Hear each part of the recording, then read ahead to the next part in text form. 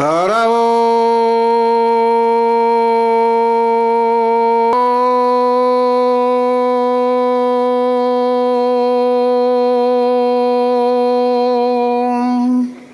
ಶಾಂತಿ ಶಾಂತಿ ಶಾಂತಿ.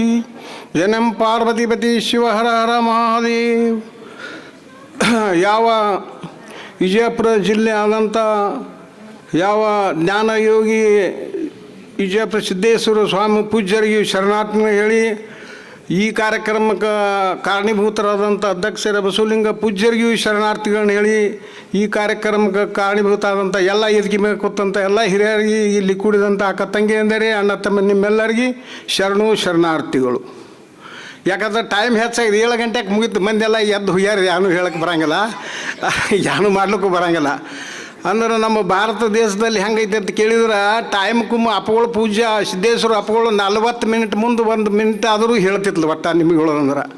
ಅಂದ್ರೆ ಟೈಮ್ 2 ತಾಸು ಆಯ್ತು ಈಗ, ಮತ್ತು ಅವ್ರ ಟೈಮ್ ಮೀರ್ತು ಏನೂ ಮಾಡ್ಲಿಕ್ಕೆ ಬರೋಂಗಿಲ್ಲ. ಇದ್ರೆ ಇರಲಿ, ಭಾಳ ಒಳ್ಳೆ ಚೆನ್ನಾಗಿ ಹೇಳಿದ್ರು, ಚೆನ್ನಾಗಿ ಮಾತಾಡ್ಯಾರ. ಆರೋಗ್ಯ ನಮ್ಮ ಸಂಪತ್ತು, ಆರೋಗ್ಯ ದೇಶದ ಸಂಪತ್ತು ಎಲ್ಲ ಗುರ್ತೈತಿ. ಅಜ್ಜಗಳ ಅಂದರು ರೈತರು ಈಗಿನ ಕಾಲಕ್ಕೆ ಏನು ಕೆಲಸ ಆಗಂಗಿಲ್ಲ ತಂದರು, ಅವ್ರಿಗೆ ಗೊತ್ತೈತಿ. ಯಾಕಂತೇಳಿ ಇಲ್ಲಿ ಸಿರಿಧಾನ್ಯಗಳು ಇಟ್ಟಾರೆ ಎಲ್ಲ. ಹಿಂದೆ ಇದು ತಿನ್ತಕ್ಕಂಥವ್ರು ಬಡವರು ಇರ್ತೀರ, ಈಗ ಶ್ರೀಮಂತರಂದ್ರೆ ಈಗ ಅವೆಲ್ಲ ನೋಡಿದ್ರೆ ರೇಟ 200 ರೂಪಾಯಿ KG ಅದಾವ ಈಗ ಸದ್ರಿ. ಯಾಕಂತೇಳಿ ಬೆಳೆಯೋದು ಧಾನ್ಯ ಇಲ್ಲ, ಅದು ಒಟ್ಟ ಬೆಳೆಯೋದು ಸಿಗಂಗಿಲ್ಲ. ಯಾಕಂತೇಳಿದ್ರೆ ಈ ಎಲ್ಲ ಹವಾಮಾನ ಫರಕಾಗಿ ರೋಗ ರುಜಿನಗಳು ಸಾಕಷ್ಟು ಬೀಜ ಬದಲಾವಣೆ ಆಗಿಬಿಟ್ಟಾವ. ಹಿಂದಿನ ಹಿರಿಯರು ಹೆಂಗೆ ಮಾಡ್ತಿರತ್ತ ಕೇಳಿದ್ರೆ ಅವು ನಮ್ಮ ಎಲ್ಲ ಜವಾರಿ ಮಾಲ್ ಇತ್ತು. ಎಲ್ಲ ಆ ಜವಾರಿ ಮಾಲ್ದೊಳಗೆ ಒಂದು ಶಕ್ತಿ ಇತ್ತು, ತಡ್ಕೊಳ್ಳೋಂಥ ಶಕ್ತಿ. ಎಲ್ಲ ಹೆಬ್ರೇಡಿ ಜನ್ರೇಷನ್ ಬಂದು ಎಲ್ಲ ಹೆಬ್ರೇಡಿ ಕಾಳು ಬಂದುಬಿಟ್ಟ ಒಟ್ಟ. ಆ ಹೆಬ್ರೇಡಿ ಕಾಳದೊಳಗೆ ಏನೂ ಜೀವನ ಶಕ್ತಿ ಅನ್ನೋಂಥದ್ದು ಇಲ್ಲ. ಈಗ BP ಬತ್ತು, ಶುಗರ್ ಬತ್ತು, ಹಾರ್ಟ್ ಬತ್ತು, ಕ್ಯಾನ್ಸರ್ ಬತ್ತು, ಥೈರಾಯ್ಡ್ ಬತ್ತು, ಎಷ್ಟು ರೋಗಗಳದ ಅವತ್ತು ಕೇಳಿದ್ರೆ ಇವು ಅಜ್ಜಗಳಿಗೆ ಗೊತ್ತದ. ಈಗೆಲ್ಲ ಹಿರಿಯರು ಅದಾರ. ಇದು ಬಂದದ್ದೇ ಒಟ್ಟ 20 ವರ್ಷದ ಒಳಗೆ ಬಂದದೆಲ್ಲ. ಈ ರೋಗ ಮೊದಲು ಯಾವ ಇದ್ದಿತ್ತಿಲ್ಲ. ಯಾಕೆ ಇದ್ದಿತ್ತಿಲ್ಲ ಅನ್ನೋದ್ರ ಬಗ್ಗೆ ಈ ಆಹಾರ ನಾವು ತಿಂದಿತ್ತಿಲ್ಲ.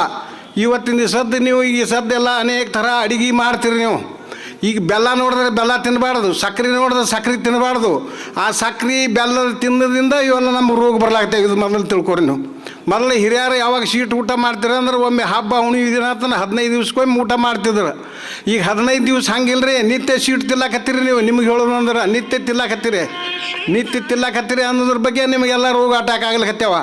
ಒಳ್ಳೆ ಆಹಾರನ ಮನೆಯಾಗಿ ಇವತ್ತಿನಲ್ಲಿ ನಾವು ಸಾಕಷ್ಟು ಇವತ್ತು ನಮ್ಮ ಹುಡುಗರು ಮುಂದೆ ಹೋಗಲಿ, ಶಿಕ್ಷಣ ಸಂಸ್ಥೆ ಮುಂದೆ ಹೋಗಲಿ, ನಾವೆಲ್ಲ ನಮ್ಮ ದೇಶ ಮುಂದೆ ಹೋಗಲಿ ಅಂತ ನಾವು ಒಂದಿದೆ. ಮುಂದೆ ಹೋಗ್ಯಾವ, ಮುಂದೆ ಅದ್ರ ತಕ್ಕ ಇವತ್ತಿನ ಹುಡುಗರಿಂದ ನಡ್ಕೊಳಕ್ಕೆ ತಯಾರಿಲ್ಲ. ಬಿಡಿ, ಸಿಗರೇಟ್, ತಂಬಾಕು, ಗುಟ್ಕ, ಸೆರೆ, ಧಾಬಾ ಎಷ್ಟು ಲೆಕ್ಕ ಇಲ್ಲ ಅವಕ್ಕೆಲ್ಲ. ಮನ್ಯಾಗೆ ಯಾರು ಊಟ ಮಾಡಂಗಿಲ್ಲ ನನಗೆ ಅನ್ಸಿನ ಮಟ್ಟಿಗೆ. ನೀವು ಯಾರು ಹಿರಿಯರು ಇದ್ರಿ ಇಟೋ ಊಟ ಮಾಡ್ತೀರಿ, ಹುಡುಗರು ಊಟ ಮಾಡಂಗಿಲ್ಲ. ಹುಡುಗರಿಗೆ ಒಳ್ಳೆಯ ಸಂಸ್ಕಾರ ಕೊಡ್ಬೇಕು ನೀವು. ಯಾಕಂದ್ರೆ ನೀವು ಮನ್ಯಾಗ ಹೆಣ್ಮಕ್ಳು ಚಲೋ ಅಡುಗೆ ಮಾಡಿದ್ರೆ ಅವ್ರು ಮನ್ಯಾಗ ಉಣ್ತಾರ. ಅದ್ರ ಎಲ್ಲಿಗ್ರೆ ಉಣಂಗಿಲ್ಲ ಅವರು. ಎಲ್ಲ ಈ ಕೆಮಿಕಲ್ ಬಂದದ. ಆ ಕೆಮಿಕಲ್ ಹಾಕಿ ಬಾಯಿ ಹೊರಗೆ ರುಚಿ ಬಿದ್ದದ. ಆ ರುಚಿ ಪ್ರಕಾರ ಅವ್ರು ಹೊಂಟಾರ. ನಿಮಗೆ ನಿಮ್ಮ ಅಡಿಗೆ ಹೆಂಗೆ ರುಚಿ ಆಗ್ತದೆ ಮನ್ಯಾಗ ರೀ? ಈಗ ತಿನ್ನುವಂಥ ಎಣ್ಣೆನೇ ಎಲ್ಲ 2 ನಂಬರ್ ಐತಿ. ಒಂದು ಎಣ್ಣೆ ಪ್ರಯೋಗ ಮಾಡಿರಿ ನೀವು.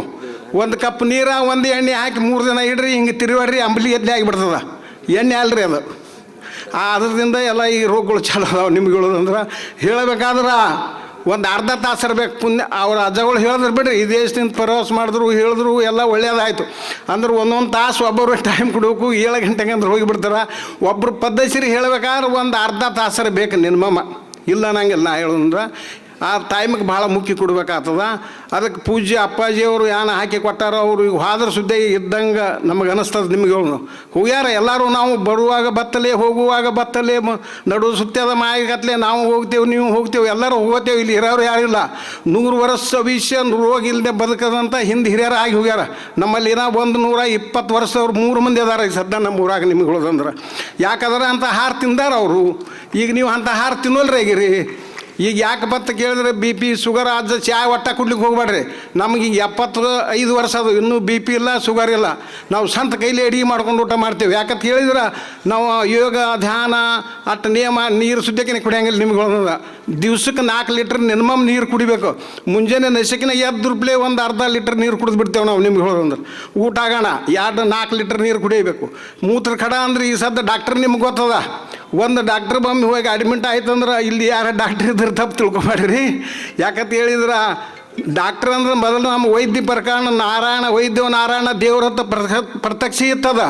ಈಗ ಡಾಕ್ಟ್ರುಗಳು ದೇವ್ರಲ್ರಿ ದೇವ್ ಅದಾರ ಈಗ ಸದ್ಯ ಈಗಿನ ಕಾಲದಲ್ಲಿ ನಿಮ್ಗೆ ಹೇಳೋದಂದ್ರೆ. ಯಾಕಂತ ಕೇಳಿದ್ರೆ ಅಂಥ ರೋಗಿಗೆ ಅವು ಸತ್ರ ಜೊತೆಗೆ ರೊಕ್ಕ ತೊಗೊಳಕತ್ತಾರೆ ಮಾಡೋರು ಏನೇನ. ಈ ರೈತರದ್ದು ಯಾರು ವಿಚಾರ ಮಾಡೋಲ್ರು. ನಾವು ರೈತರೆಲ್ಲ ಒಕ್ಕಟ್ಟಾಗಬೇಕು ಮಾಡಬೇಕು ಅಂತೇವು ಕರೆ ರೈತರು ಕೂಡ ಬರೋರೇ ಯಾರಿಲ್ಲ ಏನು ಮಾಡೋರು. ಅಣ್ಣ ತಮ್ಮರ ಜಗಳ ಪೊಲಿಟೇಷನ್ ಹಾಕ್ರಿ ಇವನಿಗೊಂದು 4 ವಯಸ್ಸಾರ ಅವರು 10,000 ರೂಪಾಯಿ ದಂಡ ಕೊಡ್ಬೇಕಾಗ್ತದೆ.